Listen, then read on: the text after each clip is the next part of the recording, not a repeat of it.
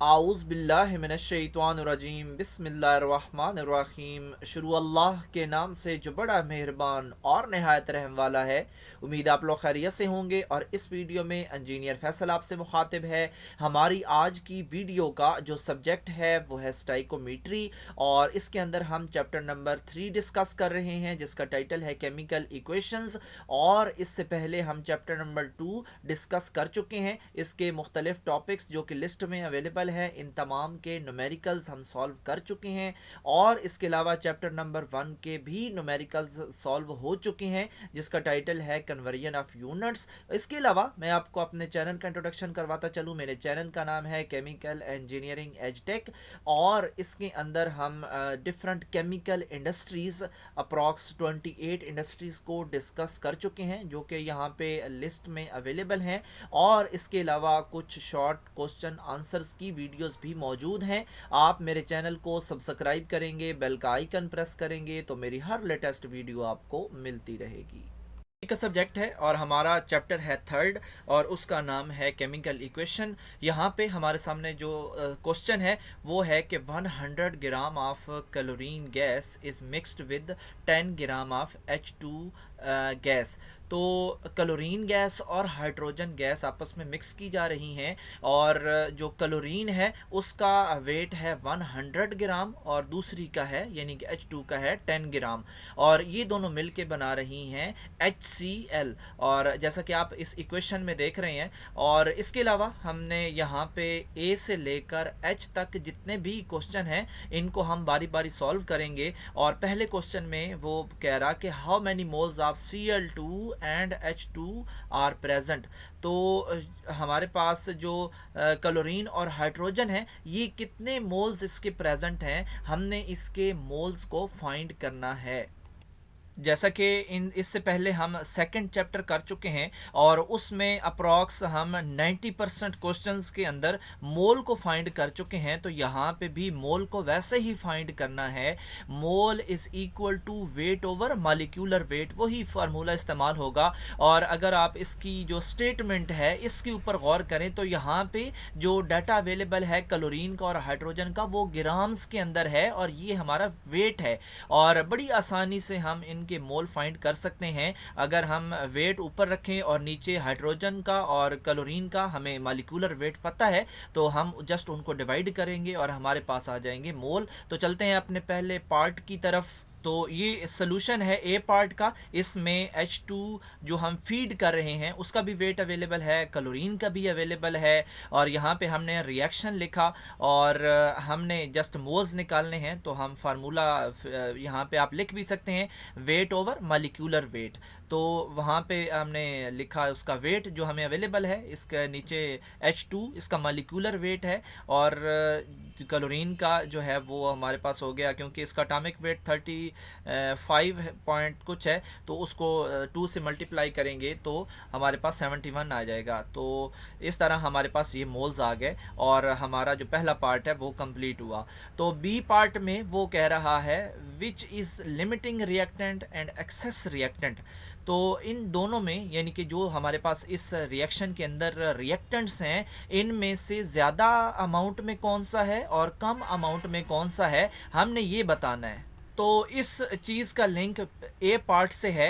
ए parts में से हम मोल देख लेंगे कि किसके ज़्यादा हैं और किसके कम हैं। तो जिसके ज़्यादा होंगे वो उसको हम कहेंगे कि ये एक्सेस है, और जिसके कम होंगे वो लिमिटिंग रिएक्टेंट होगा। तो यहाँ पे भी यही है, moles of H2 gas feed जो हम कर रहे हैं वो 5 मोल्स हैं और दूसरे के 1.4 हैं। तो ऑफकोर्स आपको भी नज़र आ रहा है कि 5 मोल वाला ज़्यादा है और ये एक्सेस रिएक्टेंट है, और जो क्लोरीन है उसके 1.4 हैं और ये लिमिटिंग रिएक्टेंट है। आपने इनके सामने मोल्स के सामने फिर बताना भी है कि ये कौन सा लिमिटिंग है और कौन सा एक्सेस रिएक्टेंट है।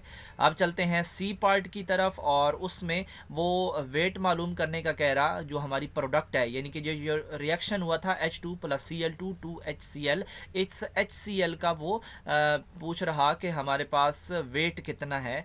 तो हम इसको फाइंड करेंगे यूनिटरी मेथड से। और कैसे फाइंड करेंगे, सबसे पहले हम इस रिएक्शन को लिखेंगे और रिएक्शन में जो आप यहाँ पे H2 के सामने कुछ भी नहीं है, जिसके सामने कुछ भी ना हो उसके सामने एक होता है, तो इसका मतलब है कि ये इसका एक मोल इसके अंदर है। और क्लोरीन का भी इसी तरह कोफिशिएंट जो है वो 1 है, तो क्लोरीन का भी एक मोल है और ये मिल के बना रहे हैं 2 मोल। तो ये हमें एक रेफरेंस दे रहा है कि इस तरह बनेगा। तो हम क्योंकि HCl का वेट फाइंड करना चाहते हैं तो पहले हम इसके मोल मालूम करेंगे और मोल से हम जाएंगे वेट की तरफ। और ये जो रिएक्शन है इससे हम एक लिंक लेंगे। वो लिंक क्या है कि हम इस रिएक्शन को देख रहे हैं 1 mole of Cl2 gas gives 2 mole of HCl, ठीक है। तो Cl2 का एक मोल जो है और वो हमें 2 मोल्स दे रहा है HCl के। और फिर हमारे पास ऊपर आप देखें कि Cl2 जो है उसके बी पार्ट में देखें मोल्स हैं 1.4, तो इतने मोल्स इस्तेमाल हो रहे हैं। तो ये मोल जो हैं वो हमें कितना HCl देंगे, तो हम मल्टीप्लाई कर देंगे 2 से और हमारे पास आ जाएंगे उसके मोल्स। और फिर हम मोल का फार्मूला यूज़ करेंगे उसका वेट फाइंड करने के लिए। सी पार्ट को आप जस्ट इस तरह समझें कि ये एक मल्टीप्लिकेशन हमने करनी है। हमें इस रिएक्शन ने एक चीज़ की कीमत बता दी, हमने मल्टीप्लाई करके 1.4 की निकालनी है। और एक की कितनी है 2, और 1.4 की कितनी होगी, हमने 2 से मल्टीप्लाई कर देना है, तो हमारे पास मोल्स आ जाएंगे। और यहाँ पे जो फार्मूला आप देख रहे हैं mole is equal to weight बटा मालिकुलर वेट, हमने सिर्फ वेट निकालना है, तो मालिकुलर वेट दूसरी साइड पे शिफ्ट होगा, यहाँ पे डिवाइड हो रहा है तो वहाँ पे जाके मल्टीप्लाई हो जाएगा। और यहाँ पे आप देख रहे हैं 2.8 क्रॉस 36.5, तो मालिकुलर वेट किस चीज़ का है HCl का। और 36.5 को हम जो हमने ऊपर मोल निकाले हैं उसके साथ मल्टीप्लाई कर देंगे तो हमारे पास वेट आ जाएगा, और यही हमें चाहिए था।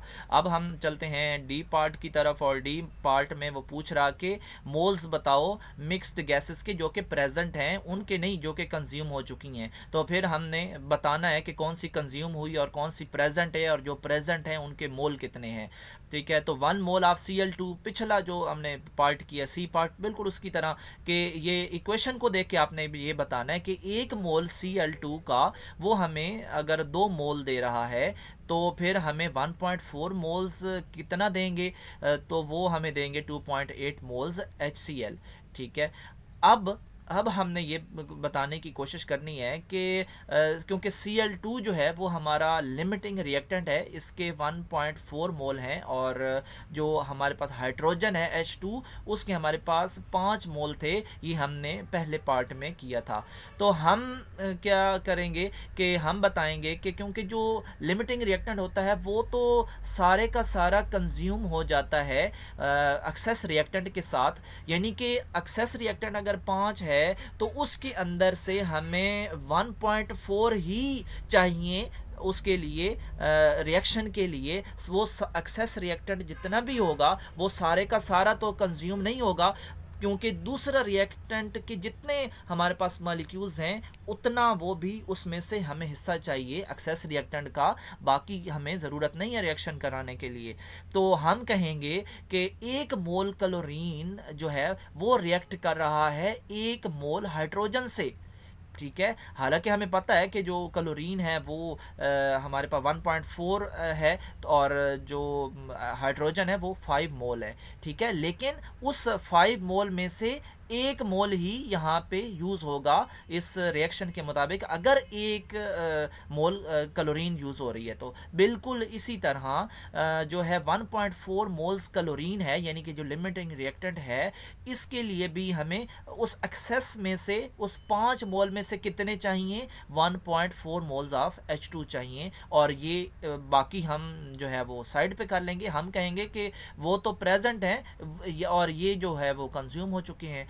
तो अनरिएक्टेड जो गैस हमारे पास होगी, क्योंकि वो H2 एक्सेस में है 5 में है, तो उस 5 में से हम 1.4 सब्ट्रैक्ट कर लेंगे, क्योंकि 1.4 उसमें से कंज्यूम हो चुका है Cl2 के लिए। Cl2 1.4 था और इस 5 में से भी 1.4 हमने निकाल देने हैं, क्योंकि वो Cl2 के साथ मिक्स हो चुके हैं, और बाकी बचा हमारे पास हाइड्रोजन कितना बचा 3.6 मोल्स, ठीक है। तो बाकी जो हमारे पास प्रेजेंट चीज़ें हैं वो हमारे पास एक तो HCl है, एक तो हमने उसके मोल बताने हैं, यहाँ पे प्रेजेंट का लफ्ज़ है, और बाकी हमने बताना है H2 जो कि एक्सेस में है। ठीक है, तो जो क्लोरीन है ये तो लिमिटिंग रिएक्टेंट है और इसके सारे मोल्स जो हैं वो कंज्यूम हो चुके हैं HCl बनाने के लिए, इसलिए हमने इसका सिर्फ यही इधर रेफरेंस दिया है कि ये तो कंज्यूम हो चुके हैं। 1.4 moles of Cl2 react with 1.4 moles of H2।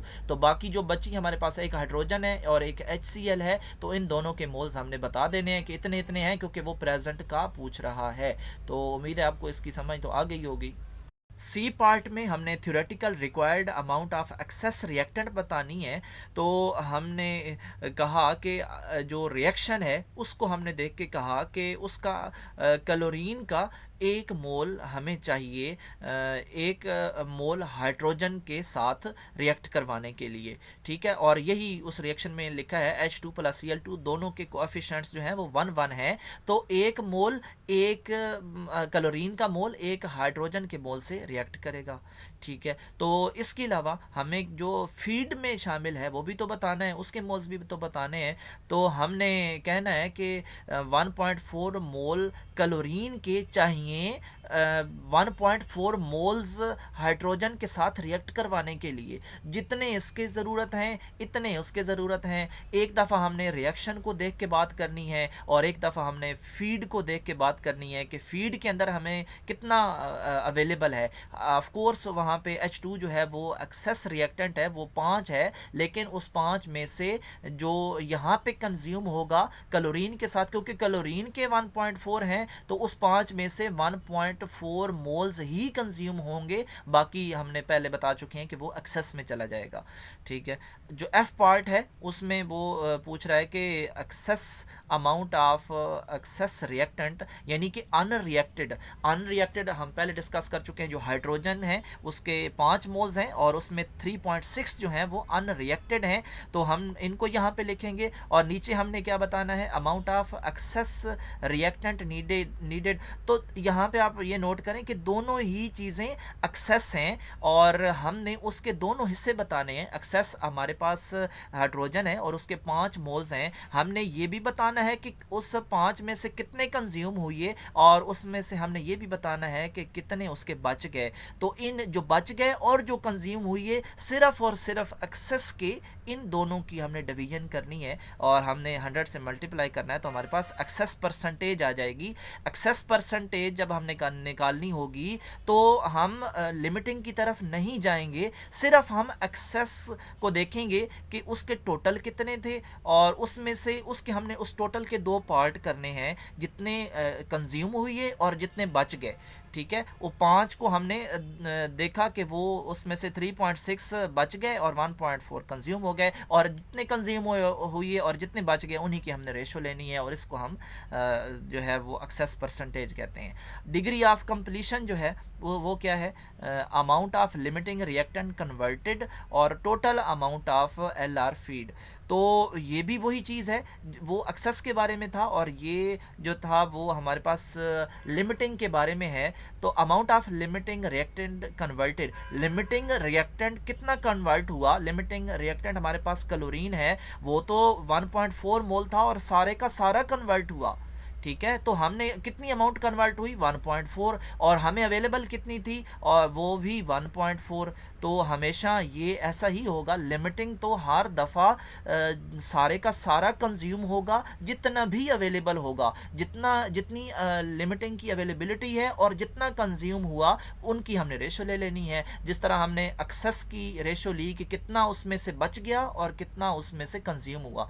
ठीक है, तो लिमिटिंग के दोनों हिस्से जो हैं वो कंजप्शन में आएंगे, तो हमारे पास 1 आंसर आएगा और 1 ही आना चाहिए। और अगर 0.99 तक आए तो फिर हमारा सवाल ठीक है इससे नीचे चला जाए 0.98 0.97, तो फिर इस सवाल में इसका मतलब है कि गड़बड़ है। तो आप उम्मीद है ये दोनों पॉइंट्स और समझ चुके होंगे। यहाँ पे जो H है इसमें भी परसेंटेज कन्वर्जन है और इसमें फार्मूला है excess amount of excess reactant. Excess की बात कर रहा और फिर बटे में भी एक्सेस की बात कर रहा, कितना चाहिए excess amount of excess reactant वो हमारे पास 33.6 था, जो हमारे पास हाइड्रोजन था जो बच गया था। और फिर कितना हमें चाहिए, वो भी 1.4 हमें चाहिए उसमें से, क्योंकि जो लिमिटिंग रिएक्टेंट है वो 1.4 था। तो इस का जो बाकी 3.6 से बचा था वो 1.4 हमने यहाँ पे यूज़ करना है। तो यहाँ पे हमारे पास जो एक्सेस था वो हाइड्रोजन है 5 मोल, और वो यहाँ पे हमने जो निकाला वो 257.1% जो है वो यूज़ हुआ, बाकी हमारे पास बच गया। तो उम्मीद है आपको इसकी भी समझ आ गई होगी, और चलते हैं अपने अगले क्वेश्चन की तरफ।